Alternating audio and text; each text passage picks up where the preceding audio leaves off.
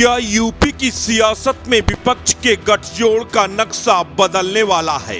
ये सवाल इसलिए क्योंकि बीते कुछ दिनों में जिस तरह समाजवादी पार्टी और बीएसपी के बीच तल्खी कम होती हुई दिखाई दे रही है, वहीं कुछ मुद्दों पर सपा और कांग्रेस के बीच दूरी बढ़ती दिख रही है। ये और बात है कि 2019 बीएसपी से गठबंधन को नुकसान ही हुआ था, लेकिन ये भी सच है कि साल 2017 में सपा और कांग्रेस का गठबंधन भी फेल रहा था। आरक्षण के मुद्दे पर सुर में सुर मिला रहे सपा और बसपा क्या यूपी की सियासत में बड़ा खेल करने वाले हैं?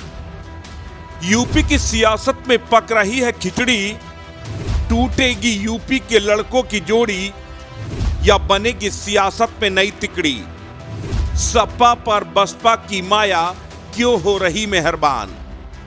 बीते कुछ हफ्तों में यूपी की विपक्षी सियासत में बहुत कुछ नया हो रहा है। लोकसभा चुनाव में गहरी दोस्ती और आपसी भरोसे की कस्में खाकर बीजेपी को पटखनी देने वालों के बीच दूरियां दिखाई दे रही हैं।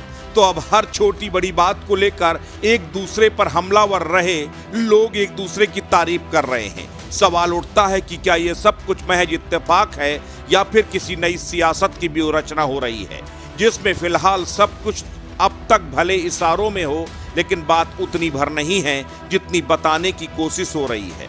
यहाँ सबसे पहले कांग्रेस और सपा के रिश्तों की नब्ज टटोलना जरूरी है। मुलायम सिंह यादव हमेशा से ही कांग्रेस सपा के गठबंधन के खिलाफ रहे।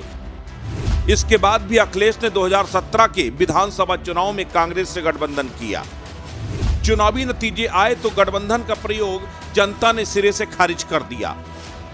2019 में सपा ने 2.5 दशक की अदावत के बाद बसपा से हाथ मिलाया। नतीजा बसपा 10 सीटें पा गई, सपा 5 पर अटक गई। 2022 में अखिलेश ने किसी बड़े दल के साथ हाथ नहीं मिलाया। यही वजह रही कि 2017 में 47 सीटों पर सिमटने वाली सपा 100 का आंकड़ा पार कर गई।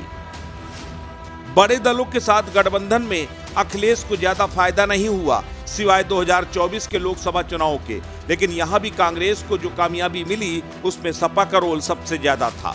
ऐसे में एक जीत के बाद कांग्रेस ने उपचुनाव में सीटों को लेकर जो डिमांड रखी है उससे अखिलेश यादव सतर्क हो चुके हैं, क्योंकि यह बताने की जरूरत नहीं है कि हर क्षेत्रीय पार्टी का उभार ही कांग्रेस के विरोध के नाम पर हुआ है।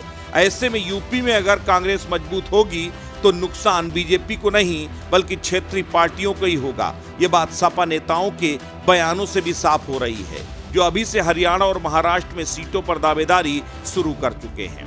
लोकसभा चुनाव से पहले मध्य प्रदेश विधानसभा चुनाव में भी सपा कांग्रेस के बीच तनातनी सरेआम दिखी थी, जब सपा ने करीब 40 सीटों पर प्रत्याशी उतार दिए थे। ऐसे में यूपी में इंडी अलायंस के भविष्य की कमान अखिलेश यादव के हाथों में है। लिहाजा कांग्रेस की प्रेशर पॉलिटिक्स का जवाब भी अखिलेश ने उसी अंदाज में दिया। अखिलेश ने मायावती के भारत बंद को पूरा समर्थन दिया। इतना ही नहीं, एक टीवी डिबेट में बीजेपी विधायक ने मायावती को भ्रष्ट कहा। इस पर अखिलेश यादव भड़क गए और पोस्ट किया। अखिलेश यादव ने लिखा कि भाजपाइयों के मन में महिलाओं के प्रति कटुता भरी है। राजनीति में मतभेद अपनी जगह होते हैं, लेकिन किसी को भी महिला का मान सम्मान खंडित करने का अधिकार नहीं। उन्हें भ्रष्टतम सीएम कहना शर्मनाक है। भतीजे का ऐसा भरपूर समर्थन मिला तो बुआ भी गदगद हो गई, क्योंकि महज पखवाड़े के भीतर ये तीसरा मौका था जब बुआ भतीजे ने एक दूसरे के सुर में सुर मिलाया हो। अखिलेश ने पोस्ट किया तो मायावती का भी जवाब आया। मायावती ने भी पोस्ट करके लिख दिया, सपा मुखिया ने मथुरा जिले के एक भाजपा विधायक को उनके गलत आरोपों का जवाब देकर बीएसपी प्रमुख के ईमानदार होने के बारे में सच्चाई को माना है। उसके लिए पार्टी उनकी आभारी है। लेकिन सबसे बड़ी बात यह है कि जो अखिलेश यादव मायावती का नाम लेकर उन्हें लगातार बीजेपी की बी टीम बताते थे, आज ये वही मायावती हैं जो अखिलेश यादव को दलितों का सबसे बड़ा विरोधी बताती थी। फिर अचानक ये याराना ये सवाल उठा रहा है कि क्या अखिलेश यादव कांग्रेस से पीछा छुड़ाने की जमीन तैयार कर रहे हैं, और क्या कांग्रेस की बढ़ती महत्वाकांक्षा ने अखिलेश को विकल्प ढूंढने के लिए मजबूर कर दिया है। अस्तित्व न्यूज के लिए ब्यूरो रिपोर्ट।